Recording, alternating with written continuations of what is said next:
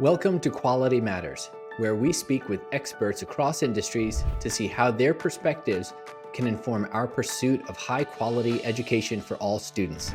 I'm Shaka, and this is Caitlin, and we're happy to be your guides for this limited series. Like you, Shaka and I are passionate about all students having access to a great education, and quality is a driving force behind our work.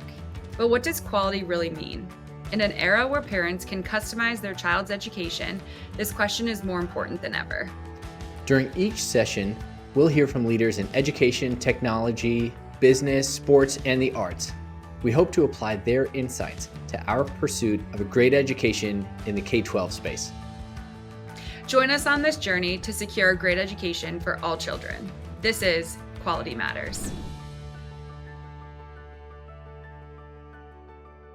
Well, on this episode of Quality Matters, we're really excited to welcome two of the professionals leading Valens Games.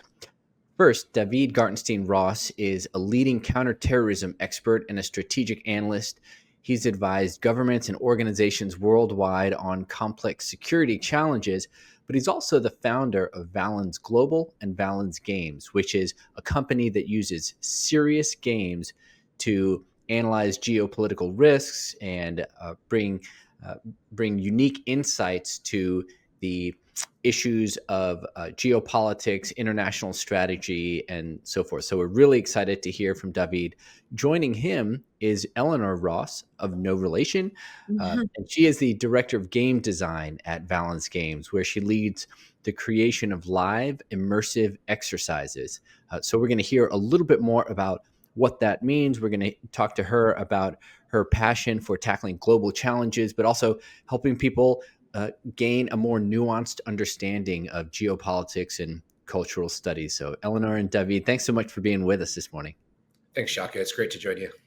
Yeah, thanks for having us. I think where we want to start is with just kind of understanding, David, a little bit more of how you came up with this concept of using games, serious games, as you call them, as sort of an entree into geopolitical strategy.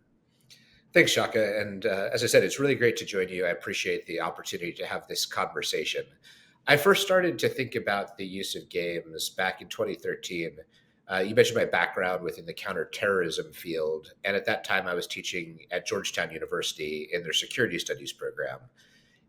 When you're a first-year adjunct at Georgetown, they give you student reviews after the first 4 weeks. And in reading those reviews, I realized that what my students were looking for was something that was much more tactile. And thinking about how I could provide that led me to just the creation of simple games. But pretty soon, that's what I started to use as a technique for teaching there.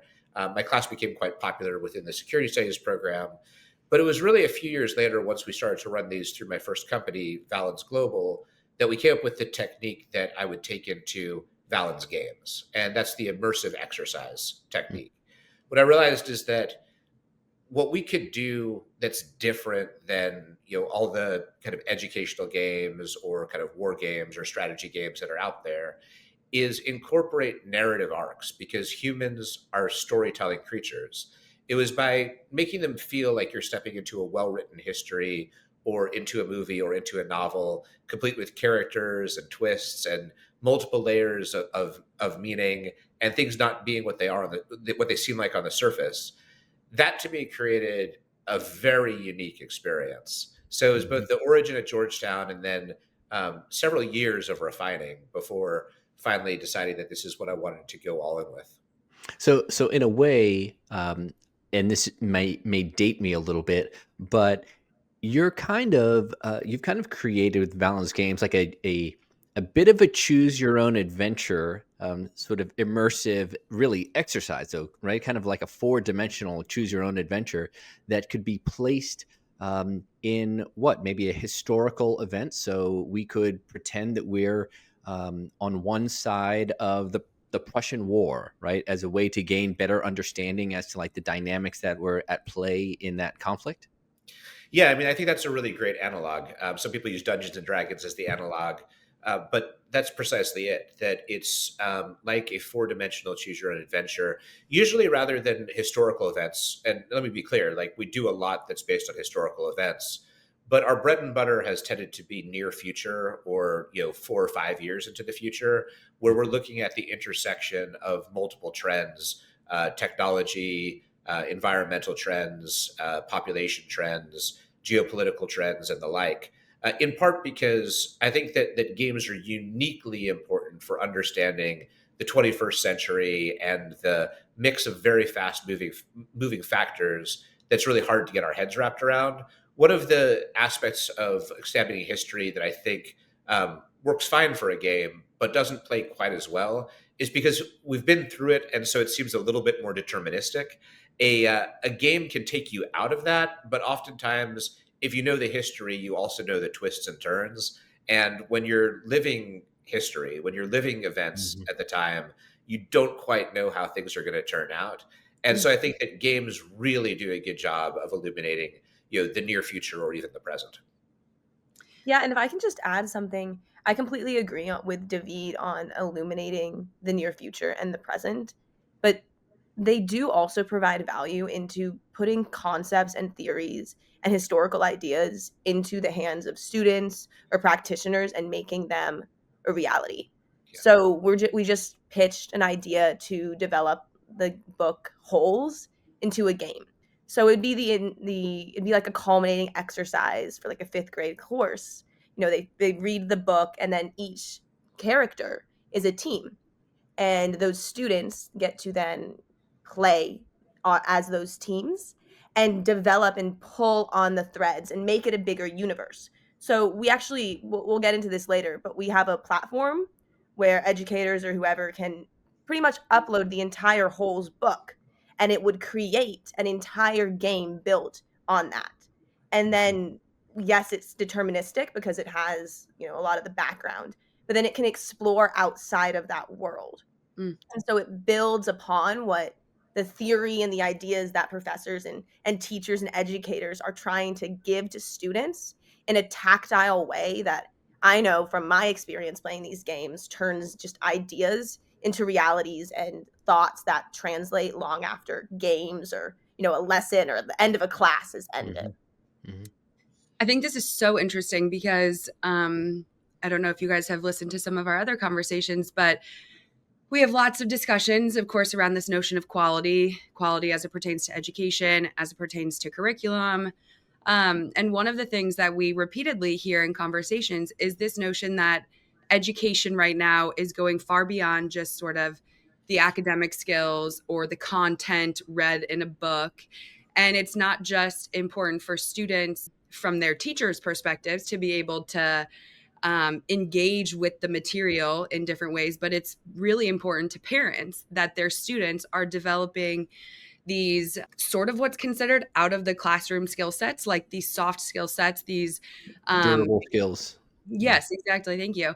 Yeah. And it sounds to me through both of your descriptions on sort of how this gaming system works and the intention behind it is to develop whole person skills as they're learning the content and to create students that are able at any age, it sounds like, that are able to interact with others in unique ways as they're learning the content and developing these skill sets. So my question, given all of that little background, is as you guys further this product and as you guys continue having developmental conversations, from your perspectives, what does the intentionality look like in developing the durable skill sets for students, those interactions, the soft skills as students engage with your product?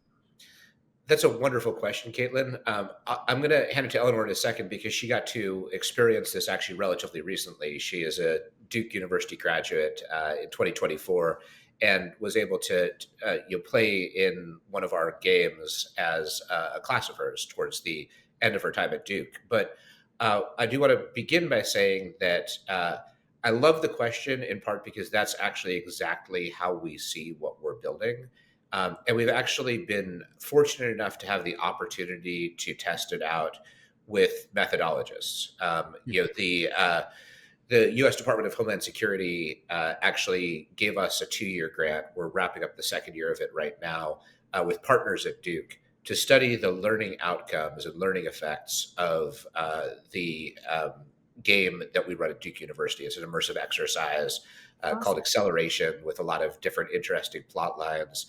The learning effects, based on what we've studied so far, the learning effects are positive. The learning effects have been most pronounced or most unique precisely in the whole person skills that you talk about, things like negotiation, how to read a room, and the like.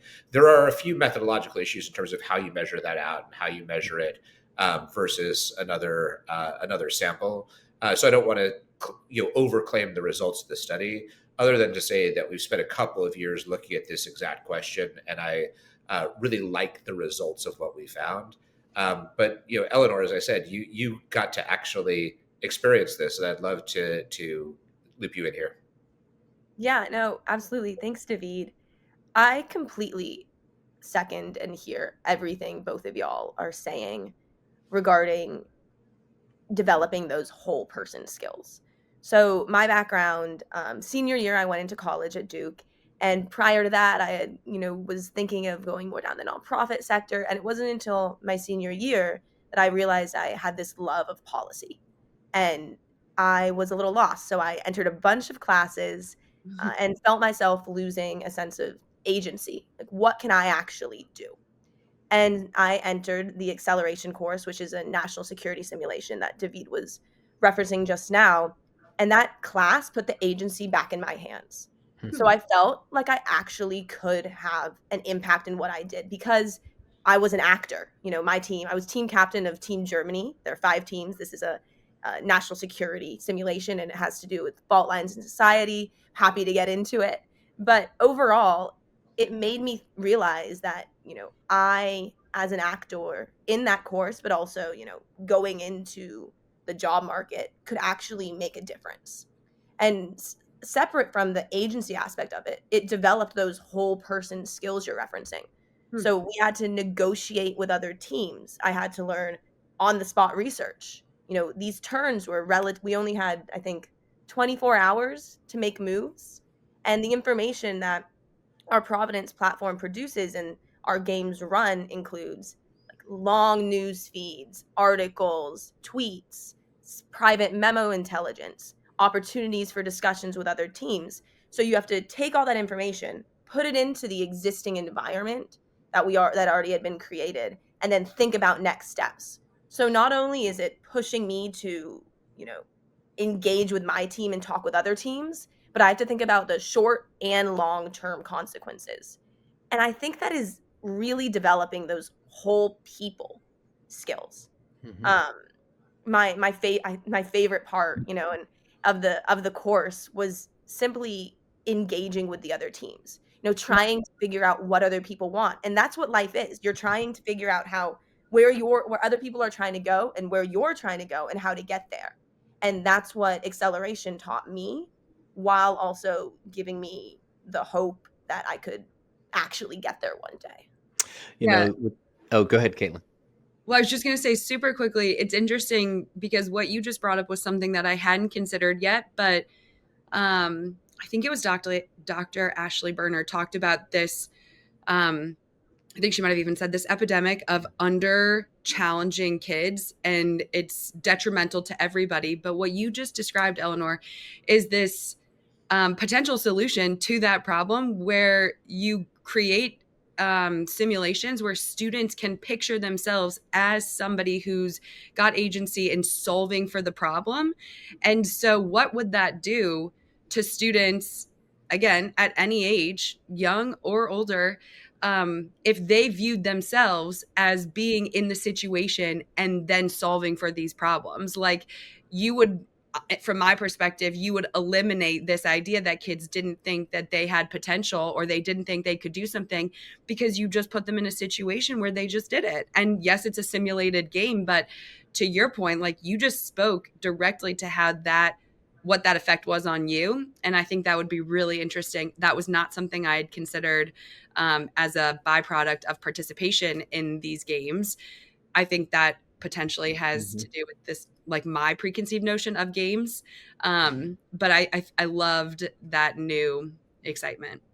Well, it makes me think of a couple things, and yeah, I look forward to our breakdown after this episode, Caitlin, when you and I reflect on this. But um, it makes me think. I just saw a study actually that came out that was talking about the idea that sometimes we try to force uh, fun into learning, Mm. meaning that if you're then so focused on whether or not everyone is having fun, you might under challenge, right?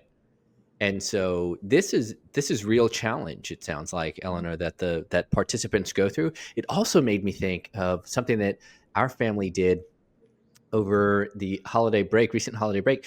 We joined in another family, some family friends of ours. They've got kids, we've got kids, and we did one of these escape rooms, Mm. right? And so Yeah. it's similar in that, again, it's a simulation, yes, but the feelings are real, right? You're seeing that clock tick down. You're getting all this new information, and so you're doing some things that are definitely real. And to your point, Eleanor, the how you communicate in that little room is paramount, right? You're not going to get out of there and in an hour and get your sticker or your T-shirt or whatever if you've got really poor communication skills. Um, yeah, one of the things I think about or wonder about for both of you is, all right, knowing that those things are maybe not just byproducts, but are part and parcel of what you're kind of inculcating, right? Some of these durable skills, etc. How do you have a sense for going, all right, we got enough of it? Meaning, how do you measure effectiveness of, say, negotiation, uh, you know, both skills and acumen, but also like some of that has got to be the tone and the tenor of how people are going into these things. I'd love to know just how you're measuring, um, yeah, outcomes. Obviously, in an escape room, it's easy. You either get out or you don't, right? Mhm. But you're dealing with, you've got participants who are in some ways like building a future that doesn't exist, and who knows how it's going to come out. So what are you measuring to say, all right, that worked? I can That's a go great. really quickly. Go for it. We're both going, we're both super, as you can see, we're both really excited about this entire idea. And I think David can definitely talk about what especially we're doing at Duke with that Insight grant, how you can measure outcomes and the impacts it's been having on people. But on a teacher level, um, what you can do with the Providence platform is you can build in guardrails. So I want them to learn about, um, like let's take for instance negotiation. You know, we give teams distinctive goals then within that negotiation. So say we're playing a game and the three teams are the US, France, and let's just say Russia. Russia in this hypothetical world would be given the role of the disruptor. They're coming in, they're trying not to get the US and France to cooperate. So maybe they push out disinformation. So Maybe each team might have a distinct goal. exactly. So Got each it. team could have a distinct goal. And then France and the US are pro democracy. This is very, surface level analyses here. But the way you measure then is who is most successful in moving forward. So are France and the US able to overcome those barriers and cooperate on, say, a new climate agreement? Or is Russia able to stop that and create more discord within the US? Hmm. And so our games, generally speaking, not always, but generally speaking, have clear winners and losers because that's a lot of the real world. And it also goes to show and shifts how teachers are able to interact with the students. So teachers in this case then are refereeing behind the scenes. So that's how they know how far and how well players are doing. And then as just an aside to add, usually at the end of for the national security simulation, for instance, at the end of the game, each person on a team has to do an analysis of how their team did. and what it looks like for the future. So you write an essay, and then you also do a reflection, and you say how you did and how your other team members did and Mhm. how you engaged with others. And so I think that reflective part, especially whether in policy and like an essay format or personal reflection, is really impactful too. Do you have any thoughts on this, David? Yeah, my what I would add is that with respect to Shaka's question about how do you measure it, I think there's different forms of measurement. And what Eleanor provides is measurement internal to the game, measurement of the outcomes that the teams achieve. I'd stress a different kind of measurement, which is measurement from the instructor's perspective. There's different ways we can look at that, at the question, is my class a success? But I tell you the things that I look to and that have been pretty consistent when we've run a game as a class or as an extracurricular.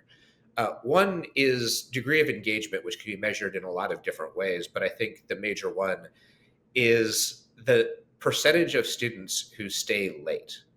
When we run the class at Duke, I think it's from 7:30 to 9 p.m. if I recall correctly, something like that. It ends at 9 though, and uh, for the last few semesters, every team would stay until midnight on the day of class. Like we clearly didn't make them do so, but they would stay there and work with their team until midnight. When we get surveys at the end, uh, this time around, I think a full 30 to 40% of the class said on the post game survey that this was the most profound experience of their time in university, which is obviously really gratifying to read. And Sure. then there's other things that we see during the game, such as students talking about how addictive our news feed is, which is the thing that provides them the information environment in the game world. This is where I would point to just one thing that we tend to do. There's an idea of gamification in education, and I very purposefully don't use the term gamification, but just use the word game. Because I Mhm. think gamification tends to take a topic and look at, okay, here's the topic. How do I build a game on this topic? Whereas I think a game has to be true to itself. It feels different than gamification, right? To me, it has to be something where the more you dig in, the more you learn. It rewards a careful look, and it entertains as you go through in such a way that just intrinsic to the game, you want to see how things turn out. You want to learn more about all the nooks and crannies and corners of the world. Mhm. So I have a question.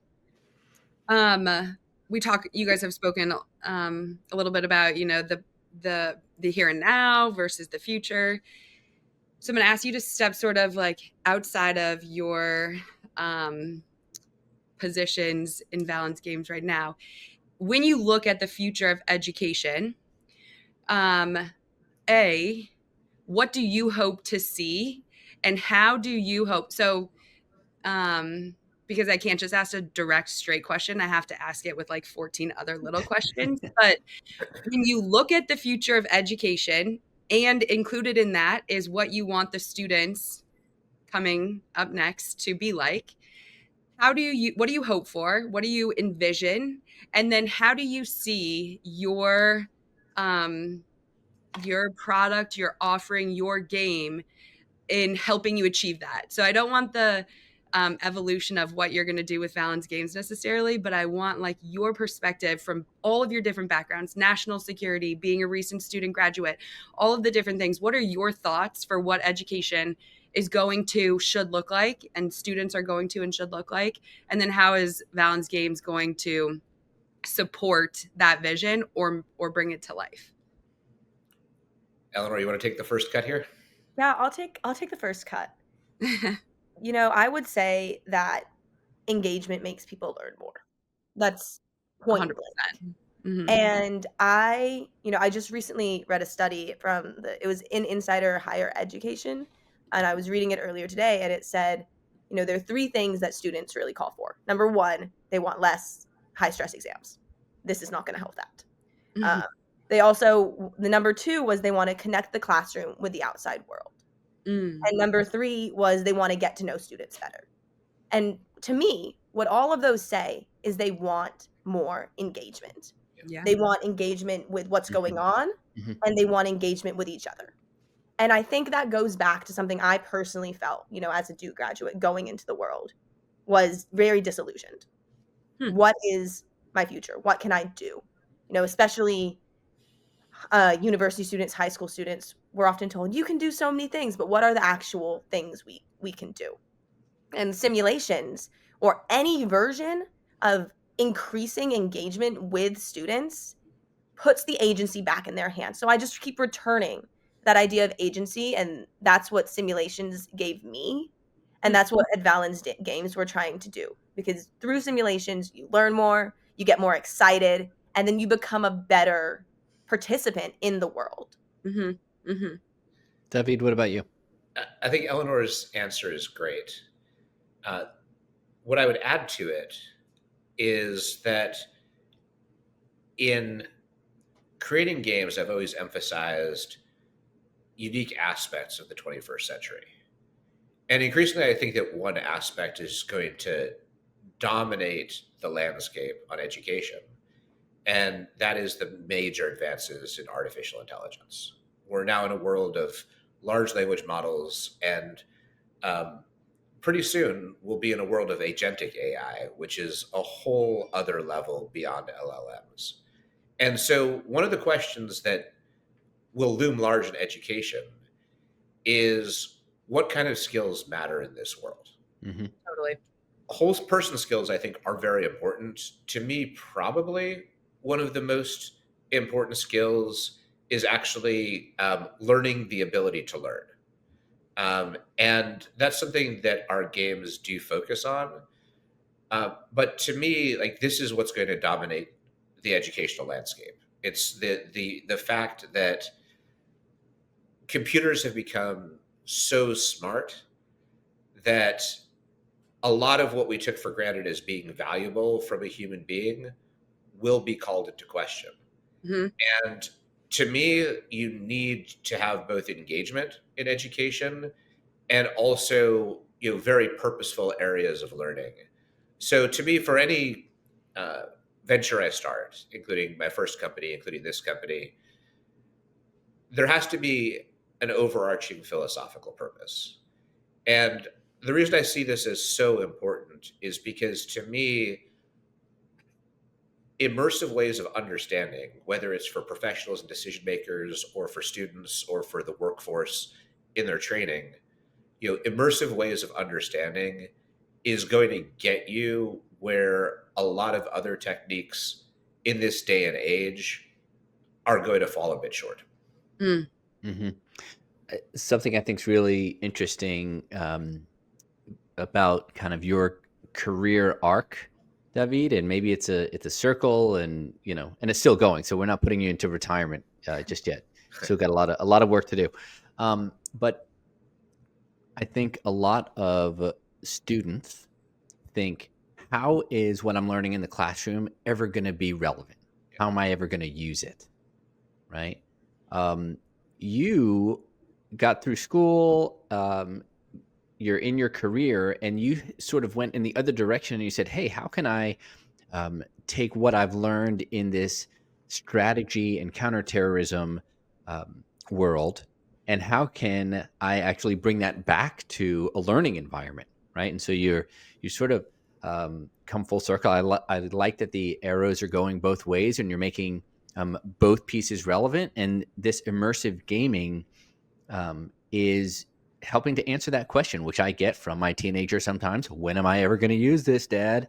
Right? And you want to say, actually, you will be able to use this some, right? And every teacher wants to make things relevant, and it's hard to know how to just make a list of historical facts, applicable in the real world. But you guys are really pushing the envelope here. I want to ask one more question because we're just about at time, and we knew that it would go quickly, and we so appreciate your time. But we've spoken before, and Eleanor, you mentioned a concept that I think you said is something that you learned about, and I don't know if it was a surprise, but this concept of cognitive empathy is something that we've talked about, we've discussed in prior conversations. And I wonder if you could just maybe say a word about that, and sort of what that concept is, how you understand it, and sort of how this game environment fosters that sort of thing. No, absolutely. I think that's also probably the second most important thing after returning agency to students that I'm really passionate about with simulations. I think it is what develops that whole person idea. So, cognitive empathy is pretty much learning to understand why other people think the way and seeing things from their perspective. When you are in a simulation, that is exactly what you have to do. You are put in another actor's shoes, whether that's we just developed a game for DoD. You're put in the shoes of an East African country's people. You're the military. You're an embassy. Hmm. You have to see things from another perspective in order to advance your team's goals.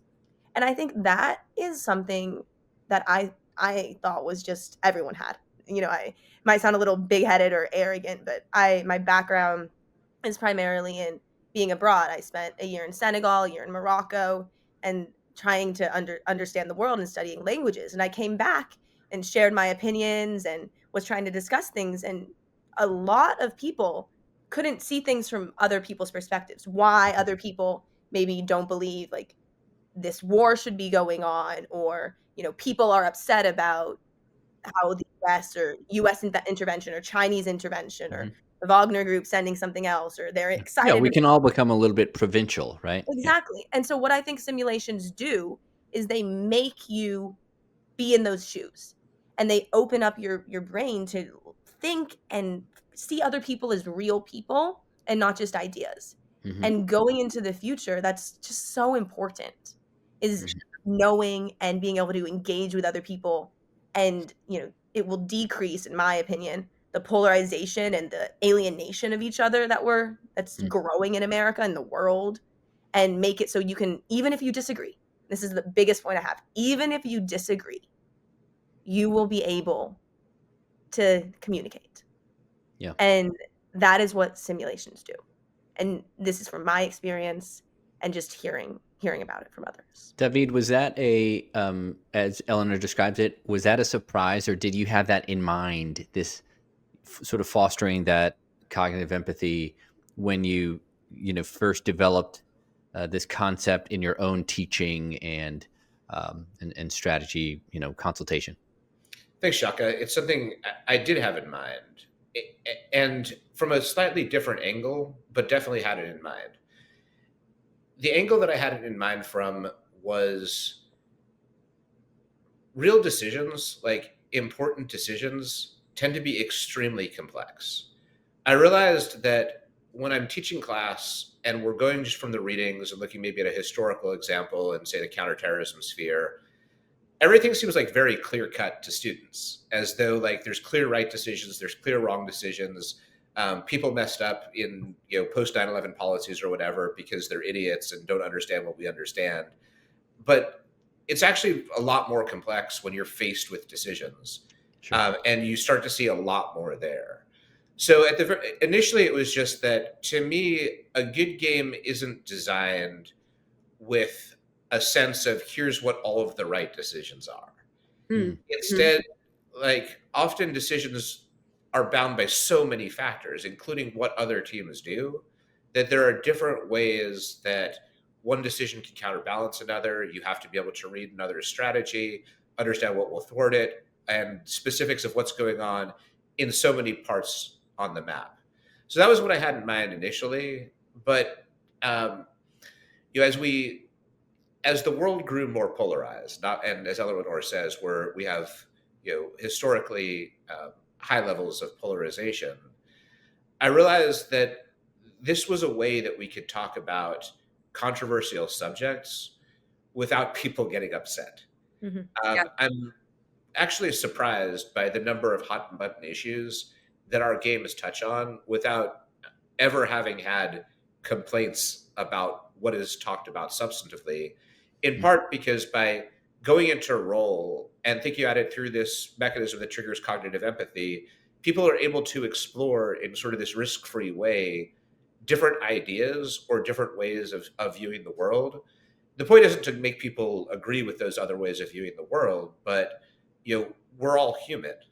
And in America, we're all part of the same nationality. And that means something. And for all the differences that we have, I think it's very important to be able to understand, other human beings, other people living just across town from you or across the state or, across the country. We all have a common stake in this enterprise called America. And I think that by understanding each other better, something that games can do, it makes us, stronger as a polity. Hard to contest that. Obviously, the podcast is called Quality Matters, and I can't help but thinking with both of your guys's descriptions and answers throughout the entire conversation, the type of quality students you are producing and the type of quality citizens. To your point, we're all part of this country. We've all got a responsibility. If everybody was able to learn and to demonstrate and to engage deeper with one another through this notion of cognitive empathy, which I also hadn't heard of, but loved that framing of it.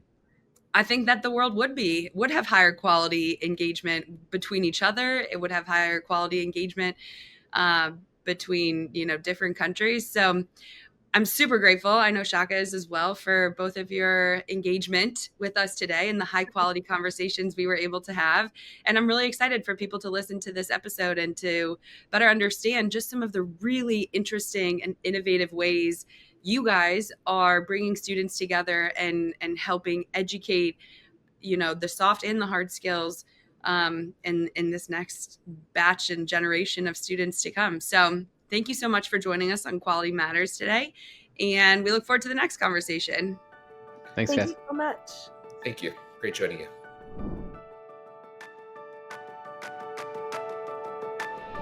All right, Shaka, that was a great conversation with Yeah. Bede and Eleanor from Valens Games. I'm excited to hear what your take was, because the conversation went in so many different directions. And as we find, when there's just one guest, I always feel like the timing is never enough. But with two, and from such varying perspectives, Yeah. and with varying personalities, but there was just so much that we could have pushed further on and that we could have probed deeper. So I'm excited to have the opportunity with you today to break it down Yeah, and for sure.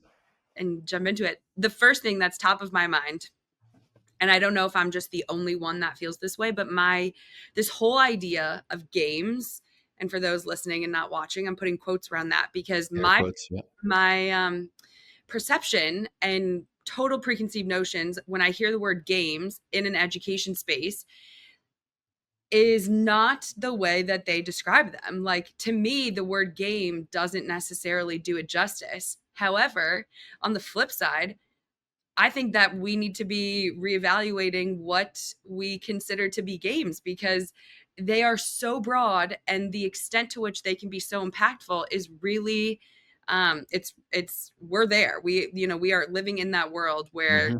games can be really influential in the learning space.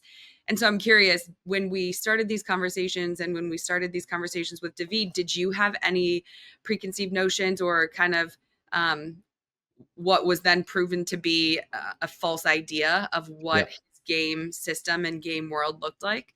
I definitely had preconceptions, misconceptions of Yeah. games. So when I think about games in the education space, I started kind of doing like a little bit of an inventory in my brain, right?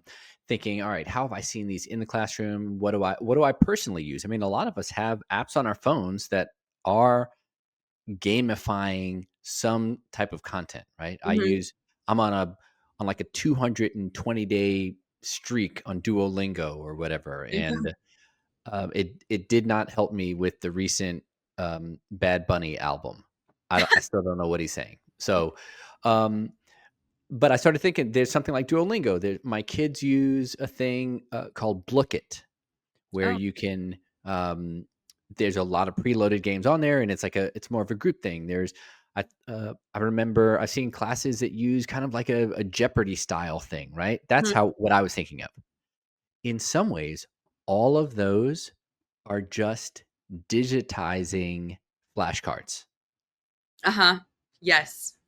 And that's pretty basic as far Right. as it goes.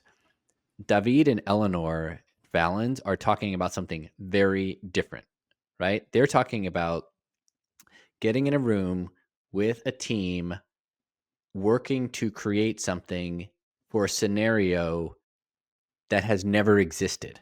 Mhm. That's a Mhm. very different scenario than me doing whatever flashcards so that I can recite the state capitals or math. And I'm not saying that there's not value with some of that stuff, right? Right, it's just different. It's just different. They're doing a very different thing, and the students participating, or the professionals participating, are doing something very different. Mhm. Um, It yeah. almost gave me this is gonna be a silly analogy because I actually haven't ever played a full game of Risk, but Risk, that strategic, you have to be really thoughtful. You have to think multiple steps ahead of the move you're about to make. Like there's just so much strategy involved. And as they were describing some of the simulations that they're currently working on or that they've had success with, I just kept thinking like the strategy and the forethought necessary to be Mhm. successful in these games in these different classrooms is is high, and the engagement required to again make good on some of these strategies is also high. And I just imagined what type of students would have to be participating in these games. And honestly, they're students that I would want, I guess I'm picturing mostly these higher ed students, but they're students that I would want to work with, after the fact, after they had participated in a simulation or a game of this nature. I would imagine that they're leaving the classroom with skill sets that would be super helpful as they engage and problem solve in the real world. And we talk a lot about in these conversations, but in other components of my work, there's this constant conversation of career readiness, or Mhm. making students able to succeed in the real world, contribute to the real world. Well, what better way to start equipping and preparing students for the real world than giving them simulations where they have to pretend like they are making decisions in the real world? It just, to Yeah. me, really, in a necessary way, blurs the lines and sort of lowers the wall between the classroom and the world. And I love that. I loved doing that when I was a teacher in the kindergarten classroom or in the third grade classroom. Like I really see the importance and the value in making sure that the students are aware that what they're learning inside the classroom is totally and completely applicable and intended for the world outside of the classroom. I think that's crucial. Yeah, to me, a lot of what they are doing is changing the focus uh, of learning from being past oriented to being future oriented. That's a great way to put it. Yeah. Um, and I want to be clear. I mean, you've probably heard this kind of axiom, like those who don't study history are doomed to repeat it, right? Totally. So on the one hand, I think, yeah, let's definitely study history. Let's understand what's happened in prior years, decades, centuries, etc. For sure, for Mm-hmm. sure. History matters. I love history. A lot of these books you see behind me are, history. That being said, there's also the idea that you don't want to fight the last war. Um, if you're fighting the last war, you're not fighting this war, and Right. you're not incorporating new methods, new technologies, right? So in some ways, it makes sense that this is the first time we've had a global counterterrorism expert on our show. It makes sense that he's thinking about, all right, what's the next war in this, if I can strain this metaphor, but right, what's the next thing? Because let's not examine a coming future conflict with the same rules that Napoleon was using. Like, Yeah, totally. okay, we can learn about that stuff, but guess what? A lot's changed. And Yeah. frankly, even Napoleon found out that over the course of about a decade, a lot changed, and he couldn't still use the same techniques, right? And so this is really thinking about being future oriented and getting students thinking that way. And that's what I think it's related to some of those durable skills that you were mentioning, or kind of some of this um uh we say softer skills. I think about softer skills as being like tone, but negotiating, right? Teamwork and being part of a team, whatever the role is, or even just assigning roles and tasks on team. These are some skills that students will take with you throughout life. Right. um and yeah, that future orientation, that to me was a really stood out from the conversation. I totally agree. I'd be curious, when we have these conversations, um, I think I might have mentioned this to you before, but I think of my husband in business school, and so much of what they're doing um, is preparing for these future negotiations, or these, Hmm. you know, situations that they haven't been in, that they're going to be in, and how do they play all the different roles? How do they learn the perspectives? So, as I listened to David and Eleanor talk about how Valens Games is currently being used, I had so many other thoughts of how they could continue the evolution of their product. I thought about my own third grade classroom many years ago, or my own kindergarten classroom. Like, there's just so many. To me, it seems like there's tons of applicability from MBA programs to kindergarten classrooms, where this idea of teaching kids how to engage in conversation, learn about other people's thinking and why they're Hmm. thinking that way, and even just the awareness that other people's thinking is influenced by their different perspectives, by their different experiences. That's a helpful skill to learn. Um, and then to David's point, because I think that was Eleanor's sort of approach, was this notion of engagement and Yep. emotional or cognitive empathy. But David's point is, like, you have to build this sense of ownership over your learning. And when you're in these situations, you take on the responsibility of doing Yep. that. Yep. So there's just, lots of um, not only different ways that the product itself can be applicable in the learning lives of all different types of students, but that the takeaways from engagement in this program and in these strategic conversations, it also seems to be far reaching. Well, you know what it makes me think about is what it would be like to run a simulation, for them to run a simulation Hmm. with school leaders and school administrators, Mm, and simulate another, like, global health crisis, or another, something that was just super disruptive.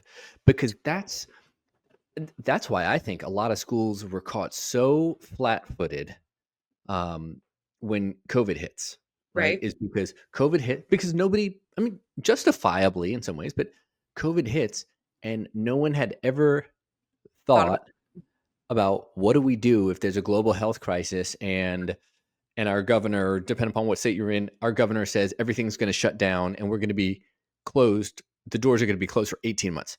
And because no one had thought about that, Yeah. they're just like relying on history. I mean, I remember so many articles that were talking about, the like cholera outbreaks. Okay. With all due respect, we were not dealing with an early 20th century environment, right? We've Right. got way more tools Absolutely. at our A little disposal. different. Yeah, and so it would be really fascinating to hear, all right, now let's game out. I mean, for instance, we just saw this winter, you saw these fires in LA. That's gonna We hope not, but boy, there's a chance that something like that is gonna happen again somewhere in the world, right? And Mhm. a Mhm. community is gonna be devastated. Tornadoes gonna hit. There's gonna be natural disasters, whatever. Um, how do schools adapt in those situations? The simulation environment seems like you could help people sort of strategize so that they could be nimble and meet the needs Right. of students. Yeah, I just love this idea of the strategic simulation and all the different ways it could be um, impacted. And yeah, I think that's really interesting. What do you think about? I think it was Eleanor who talked some about agency, you know, amongst students, and how important that is. Do you feel like, given your classroom experience and other experiences, do you feel like agency is a concept that um, lots of schools are, aware of, cognizant of? I think we hear engagement a lot, but Yeah. I would submit that people usually mean engagement to be like, are kids paying attention? Are they having fun? It's a little bit different than taking ownership of your learning. I feel like engagement is that word is being thrown around in every facet of my life, not the least of which the conversation I had with my family over holiday break or with my husband just earlier. Like, this, what does it look like to be engaged? And there's so many different ways to approach it, because to your point, like, how does agency look in engagement? Someone Mhm, can ask you, your teacher can ask you to answer the question and you have to answer it.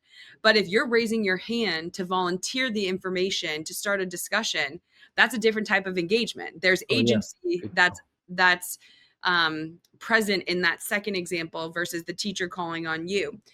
So engagement itself is so dynamic, and there's so many different ways. Like, there's no other way to describe what I'm thinking than to use the word quality.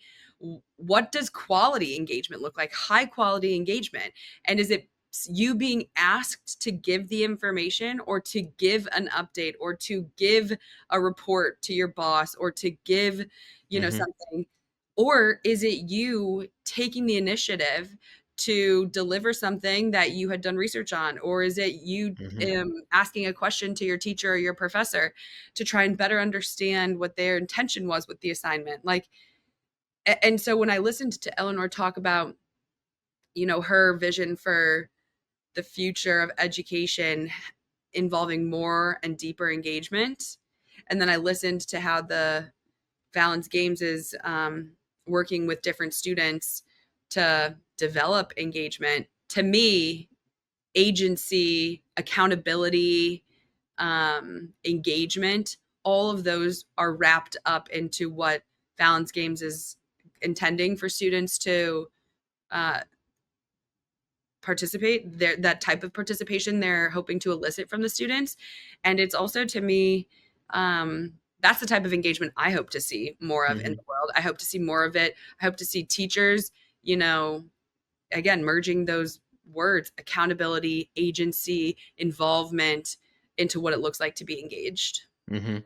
Yeah, I think when I think about engagement or engagement agency, um, the distinction that I would make is like engagement. Sometimes engagement, it can be as little as just like being in the room when the lesson's happening. Yeah. You know, you're the weakest link in the group project, right? Yeah. Well, I Right. guess you're But you're still engaged. engaged. You're engaged, but you know, um, yeah, engagement is how I feel at the dentist office. Like, I'm engaged. I don't really like it, but Not enjoying it. I'm not enjoying this. Here I am. They're trying to like talk to me. Maybe that's it, right? I'm engaged. When I think about agency, there is a type of ownership, and even owning the lessons learned, and owning the skills that are being developed, and saying, not just I know those things, but like I'm the kind of person who knows those things. That's a Mhm. little bit different, right? Yeah. And quick little personal example, my youngest daughter did really well on a recent assessment on like a like interim, they take the NWEA map for any Okay. educators listing measures of academic progress. They take it a couple times a year. She did really well, and we were just really happy for her. Well, because of it, she got invited to what her big sisters now lovingly refer to as nerd camp. It's like weekend at a university. They just do, they have like different projects and stuff. Well, I tell you what, she is not at all bothered by the fact that they call it nerd camp, because she's like, well, she owns it, right? You can see the Did she agency. get invited? Yeah, she's like, well, I'm the only one who got invited to, I think she prefers Smart Club. Yeah, love Her that sisters too. call it Nerd Camp. But anyway, to me, that there's a certain agency, right? She has like internalized the skills that have been developed in her, and she's like, oh yeah, I'm the kind of person who can make it at in the Smart Club. And In the Smart Club um, at Nerd yeah, Camp. and I think we want to get students there where they um, internalize those things, because it's going to make them more confident about their readiness for the future and a future. And this, and maybe we can close here, but David talked about where things are going and like the next iterations of AI and large language models and whatnot.